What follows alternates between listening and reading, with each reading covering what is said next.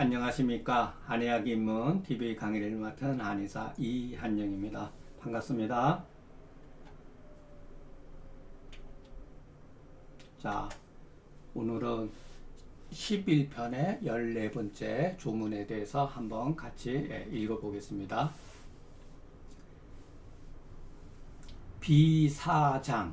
자, 참 이거 뭐 알 수가 없죠. 뭐 대충 보면은 비장이 위태로울 때 그 맥상은 어떻게 나타나는가, 이런 거죠. 예. 가볍게 누르면은 대견하고, 약간 살짝 누르면은 뭔가 이렇게 그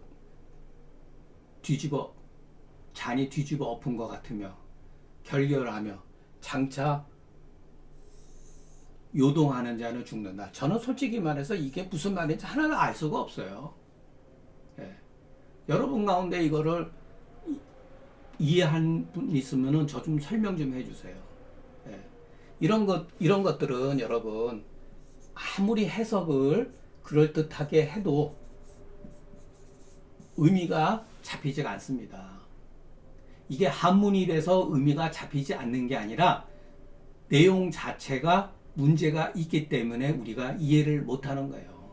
마치 여기에 뭔가 대단한 것이 있는 것처럼 여기에다가 깊이 정성을 쏟아가지고서 이거를 막 억지로 이해할 필요가 없다는 거예요. 자, 요 글에 보면은 신억등이 이목이죠. 예, 이목이 당시에 송나라가 건국돼 가지고 얼마 안 있어서 안정된 상태에서 도서관에서 이제 글들을 정리하다가 이제 옥함경하고 금계유략이 이제 나타난 거 아닙니까? 거기에서 이목하고 두세 사람이 같이 이제 그것을 이제 교정하는 그 임무를 맡은 거예요. 그러면서 이 사람이 이제 뭐라고 썼냐면은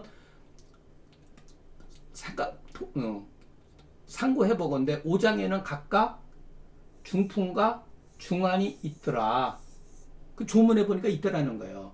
그런데 이제 비장에는 중풍은 기재되어 있고, 중풍만 기재되어 있고, 또 신장에는 중풍과 중환이 함께 기재되어 있지 않는 이유는 고문이 옛날 글들이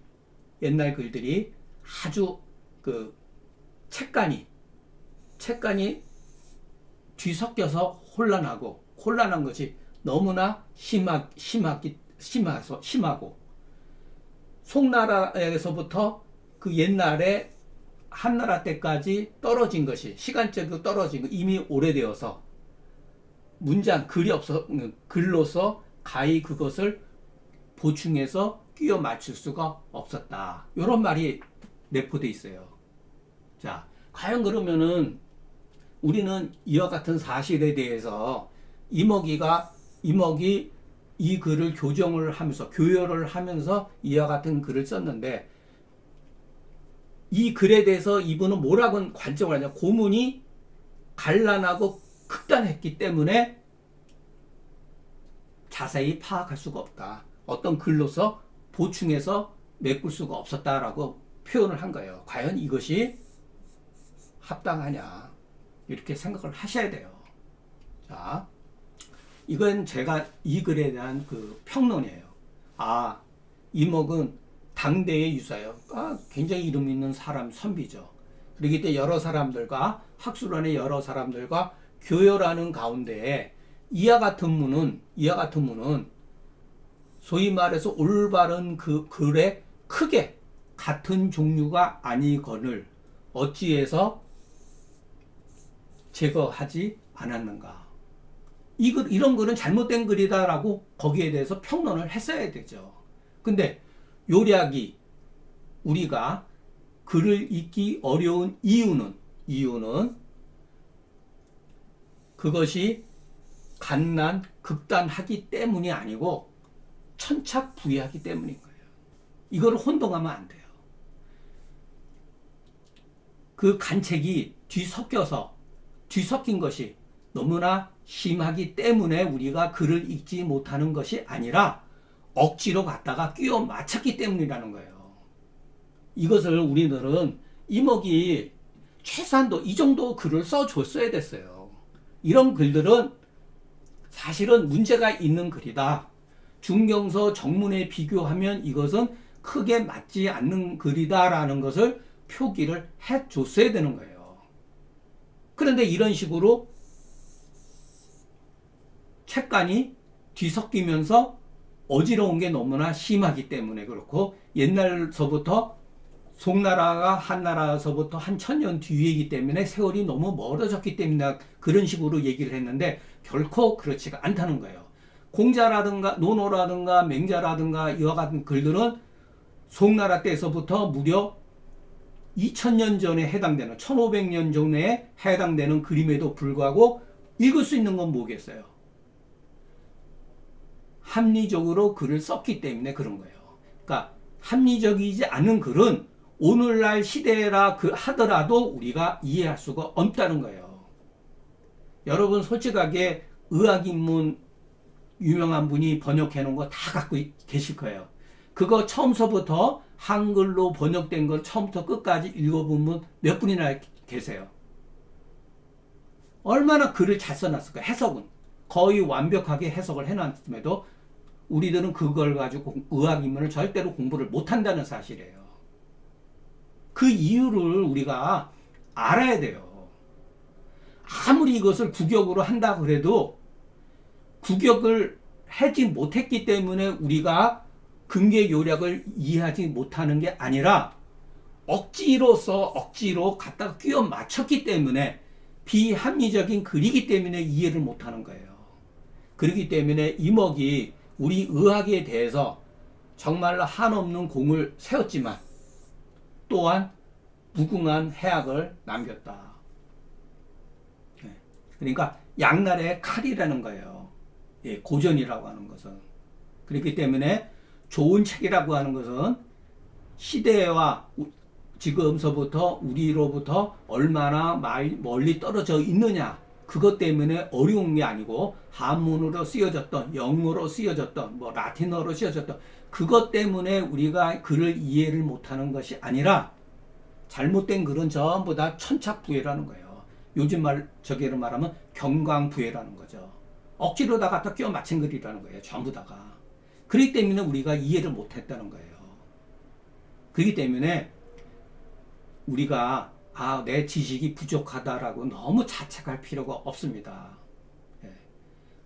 글을 보고 이건 문제가 있다 그러면 당연히 이해 안 해도 되는 거예요. 이해할 수가 없는 글이에요. 이해할 수 없는 것을 이해했을 때는 문제가 발생이 돼요. 자, 이 글은 또 많은 문제점을 야기시킨 글이에요. 부양맥이 부이삽하면 부는 위기가 강한 것이요, 삽은 소변 사기니 부와 삽이 서로 치고받으면 대변이 굳어져서 그 비가 약하니 이때는 마자인으로 치료한다. 참, 여기서 읽을 수 있는 글, 여러분 이거는 유명한 얘기죠. 비위약이라고 하는 거. 비위약이라고 하는 거는 과연 이게 무슨 뜻이냐. 이게 과연 무슨 뜻이냐. 이게 과연 이게 정문입니까? 중경에 이것이 증상에 대한 용어입니까? 아니면 뭐에 대한 용어죠? 알 수가 없죠. 자, 그러면 이 글을 우리가 어떻게 해석을 해야 되느냐? 마자인이라고 하는 것은 마자인, 작약, 지실, 대왕, 후박, 행인. 여기 보면은 지실, 대왕, 후박이라고 하는 승기탕에 마자인하고 백작약하고 행인만 갖다 집어넣은 거예요. 이 조문을 억지로 이해할 필요도 없어요. 이 비위약이 왜 문제가 되느냐. 자, 앞 조문에서는 부양맥이 부이화라면, 화라면은 곡기가 실이라고 하고, 이 조문에서 부양맥이 부이삽하면은 부죽 위기강이라 하니, 부와 활이라고 하는 맥상이 사실은 비슷하죠. 부하면서 활하고 활하면서 부할 수가 있잖아요. 비슷한 거예요, 맥상은. 그런즉 곡기 실은 위기강이라고 이룰 수가 있느냐. 중경서에는 태양, 양명자, 비약이라 써요. 여기서 중경서라고 하는 것도 엄밀하게 말하면 중경 조문이 아니에요. 후세 사람이 갖다가 이렇게 집어넣은 거죠. 근계 요락에서는 부양맥, 기비, 위약 이렇게 써 있잖아요. 이런 것도 전부 다 위문이라는 거예요. 이게 가짜글이라는 거예요. 가짜글. 예. 중경서에 있다 하더라도 우리가 말하는 중경전서 상한론에 이와 같은 글이 있다 하더라도 이와 같은 글은 정문이 아니라는 거예요. 자, 자고로 혹자는 비약으로, 여기서 혹자는 누구냐만 하면, 뒤에서 성무기가 뭐라 그랬냐면, 비약은 비약하거나, 어떤 사람은 비약이라고 말하고, 어떤 사람은 비강이라고 해가지고 논쟁이 끝이지 않았다. 옛날서부터. 예. 이 비약에 대한 해석을 어떤 사람은 비약이라고 그러고, 어떤 사람은 비강이라고 해석을 했다는 거예요. 자, 요거를 해석하기 전에, 성무기 주위에 뭐라 그랬냐면은 부양 위맥이 이렇게 하면서 위강 비약, 위는 강한데 비는 약해. 그래서 진액을 약속해서 걷어들여 가지고 사지로서 피지 못하고 다만 방광에 그것을 진액을 보내기 때문에 소변이 잦으면서 진액이 부족해져서 대변이 곤란해지니 이와 같은 경우 비약한을 줘서 치료한다. 성무기가 처음으로 비약을 위강 비약이라고 해석을 한 거예요. 문제는 여기서 발생이 되는 거예요. 그렇기 때문에 후세의 주예가들은 이 의견에 대해서 찬성하는 측과 반대하는 쪽으로 갈라졌다는 거예요. 그러면은 성무기가 이와 같은 해석을 했다 그래가지고 우리가 성무기 주석을 필요한 거는 받아들이지만은 이와 같은 문제점이 있는 글들은 비판을 가해야 되는데, 우리가 뭘 감히 어떻게 옛날에 그 대가들에 대해서 어떻게 감히 내 주장을 할 수가 있을까, 이런 생각을 가지면 안 된다는 거예요. 이게 잘못된 해석이죠. 이 해석에 대해서 다시 한번 보면은 유가원이 뭐라 그랬냐면은 비약이라고 일단 이와 같은 말을 하면은 마땅히 보호해야 되잖아요. 그런데 어찌해서 마자인 환 가운데에 도리어 대황, 지실, 후박을 썼는가? 보호를 해야 되는데 어떻게 보면 사법을 쓴 거잖아요. 만약에 비기가 약하면은 즉 마땅히 설사를 해야 되거든요.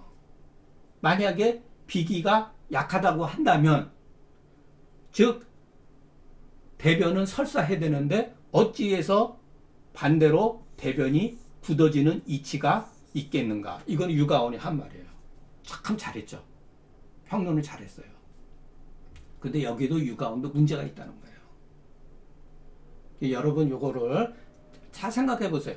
자, 비가 약하면은 마땅히 보호해야 되잖아요. 그런데 마자인을 썼는데 보니까 마자인의 대왕, 지실, 후박이 있는데 어떻게 이것이 비가 약하다고 말할 수가 있느냐. 네. 설사 비기가 약하면은, 만약에 비가 약하면은 마땅히 설사를 해야 되는데 어찌 도리어 대변이 곤란한 이치가 있겠는가. 반대가 됐잖아요. 그렇기 때문에 이와 같은 말은 옳지 않다는 거죠.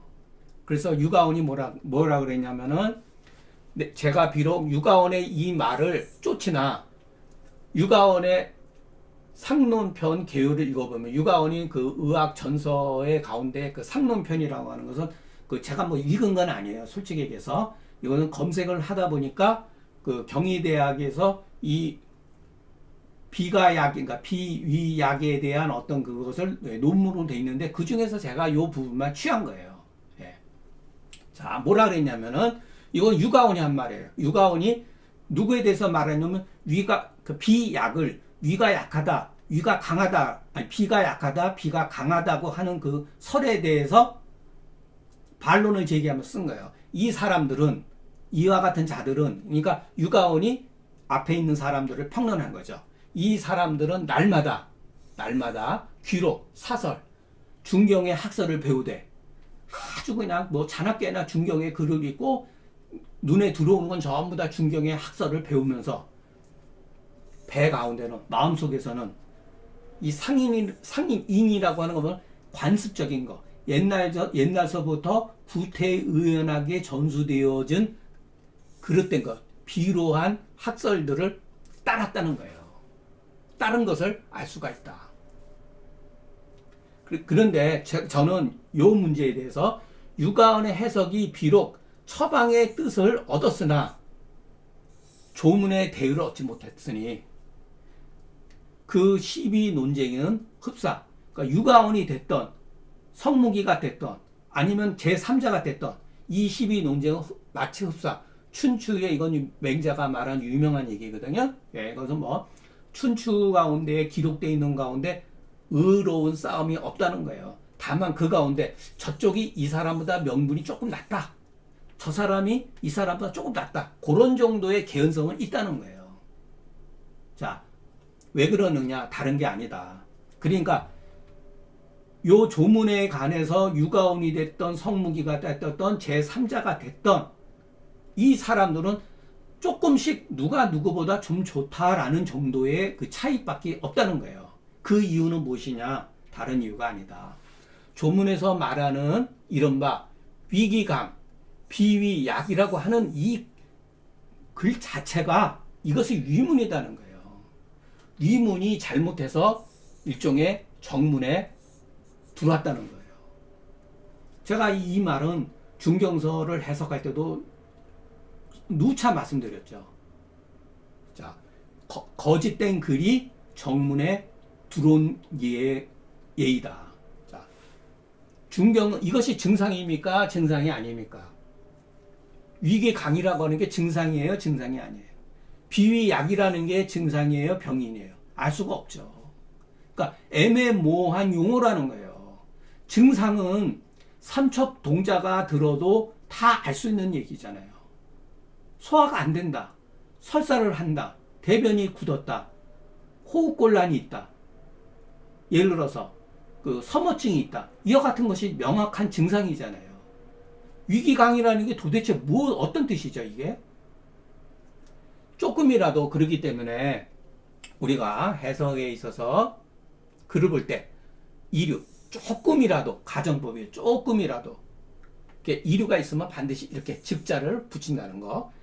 억측의 가설이 논변하는 가운데에 뒤섞여 있으면 조금이라도 억측의 가설이 조문의 그 논변하는 사이에 끼어들면 그것은 그 주의 문자가 됨이 그 주의 문자가 된 것이 설사 아주 그럴듯하고 현묘한 뜻을 갖췄을지라도 결국은 그 종착점은 어디냐?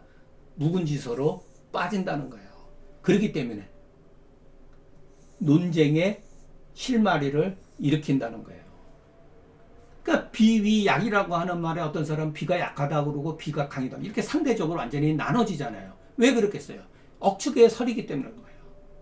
억측의 설 가지고서 논변하는 가운데 조금이라도 이런 것이 게재가 되면은 그 주의 문자의 뜻이 설령 아주 드라마틱하고 현명하고 기쁜 뜻을 내포할지라도 그 귀결점은 무엇이냐?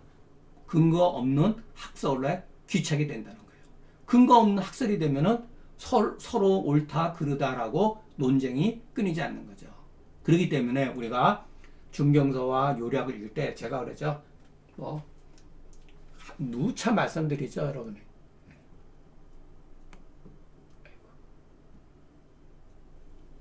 일어실증이 불이여 억론자 또는 일어실증이 불이여 병인론자는 이와 같습니다. 오로지 우리는 실증을 근거로 하고 억측된 논리로서 실증에 게재하면 안 되는 이유는 이와 같은 때문이다. 이유는 뭐죠? 이거죠. 예. 묵은지설에 빠지는 거죠. 우리 한약이 가지고 있는 아주 그냥 뭐랄까 그 요체죠. 문제점이 아주 그 근원이죠. 예. 묵은지설. 시비가 끊이지 않죠. 막 속된 말로 해서 목소리 큰 놈이 이기는 거예요. 예. 목소리 큰 놈이 이긴다. 학교 사에서도 그렇다고, 교수 사에서도 그렇다고 그러더라고요. 어느 분이 저한테 말씀해 주시는데, 본인들이 한문을 잘 모르니까 막 조금 저거 하고 목소리 크고 그러면은 자기네들은 그냥 꿀 먹은 벙어리처럼 아, 저거는 아닌데 하면서 말을 못 한다는 거예요. 이거는 학술의 세계가 아니죠. 예. 그래서 여러분들이 글을 읽을 때 이런 실증해야 된다는 거예요. 실증이 무엇인지를 알아야 돼요. 자, 이게 실증입니까? 비유약이 실증입니까? 아니잖아요. 이거는 억론이잖아요. 억측된 논리잖아요. 이런 것들이 논변 사이에 이렇게 끼어들면은 이 주의 문자는 아무리 좋아도 묵은지설이라는 거예요. 자, 어떤 사람은 또 한술 더 떠서 뭐라 그랬냐면은 마자인은 마자인은 우리가 처방을 분석해 보면은 소승기탕에다가 마자인, 백작약, 행위를 집어넣은 거잖아요. 그렇기 때문에 그런데 우리가 소승기탕은 실비에 적응을 하고 어떤 사람은 마자인은 허비에 적응증이다라고 하는 것은 이와 같이 해석하는 사람이 있어요. 그 책들을 보면 이런 식으로 표현을 해요. 이것은 전부 다 명분에 빠져가지고 묶여가지고서 사실을 증거로 해석하지 못한 까닭이다. 그러니까 이와 같은 것은 잘못된 해석이죠. 우리가 허비가 됐던 실비가 됐던 그 상황을 봐가지고서 승기탕에다가 얼마든지 가감해서 쓸 수가 있는 거예요. 여기에다 소승기탕에다가 마자인과 합방했다고 이것이 허비했습니까? 그건 아니잖아요. 근데 오늘날 마자인은 금기약문이잖아요. 쓸 수가 없죠. 예. 그렇기 때문에 소승기탕에다가 사물탕을 합방해서 쓸지라도 어찌 불가한 것이 되겠는가. 예. 저는 오히려 이것을 추천해드리고 싶습니다. 노인 같은 경우 허약한 사람들한테는 그 상황을 봐가지고서 사물탕에다가 소승기탕을 합방해서 쓸 수가 있다는 것을 여러분들한테 말씀드리고 싶습니다. 그러니까 실비다 허비다 이런 거에 대해서 너무 저거 할 필요는 없어요. 오히려 어떤 경우 몸이 아주 냉하면서 변비가 있는 분들은 이것을 빼버리고 오히려 부자를 쓸 수가 있죠.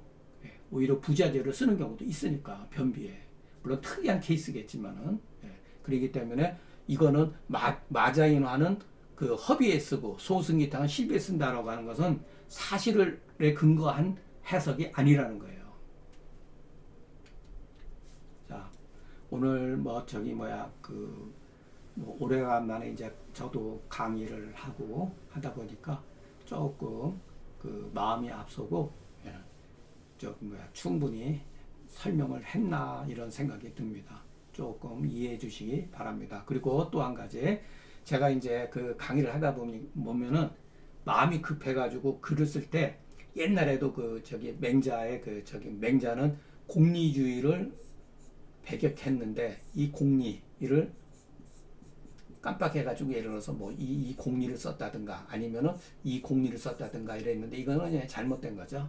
이것이 맞고 예를 들어서 또 제 후배가 졌는데 유치방 광희는 기릭동동이 저술한 책이 아니고 기릭동동은 유치방이라고 하는 책을 썼고 그 유치방을 그 제자 문항가 상인가 그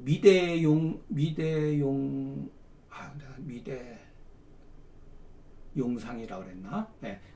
그분이 유치방 광희를 저술을 했다고 합니다. 그러니까 제가 간혹 가다가 유치방 광희를 기릭동동이 이렇게 저술한 것처럼 표현한 것은 잘못된 것입니다. 그리고 또 글자에 대해서 sak은 행계에서 이 삭자 같은 거 이건 이제 요즘에는 색으로 읽죠. 이거를 발음을 색으로 읽는데 옛날에는 이거를 삭이라고 읽기도 했어요. 그래서 제가 예전에는 그 중용에 그 색은 행계라고 읽으니까 선생님이 삭은 행계로 읽어야 된다 그러더라고요. 그러니까 그거는 요즘에는 색이라고 읽지만 예전에는 삭이라고 읽기도 했다라는 거 이해해 주시고 또 하나는 또 어떤 것 글이 있냐면은 예를 들어서 이 제자 이거 모두 제자잖아요. 그죠? 요즘엔 제자 제후제자 또 어조사 제자인데 옛날에는 이거를 저라고 읽었어요. 저. 그러니까 이런 발음의 차이는 있을 수가 있다는 거. 그러니까 그런 거는 저기 뭐야 그 조금 뭐 표현하는 그 발음 같은 경우는 시대에 따라서 조금 다르게 있는데 요즘에는 뭐 당연히 제로 있는데 제가 읽기를 이렇게 저로 읽는 버릇이 돼 있어가지고 간혹가다 저로 읽는다든가 그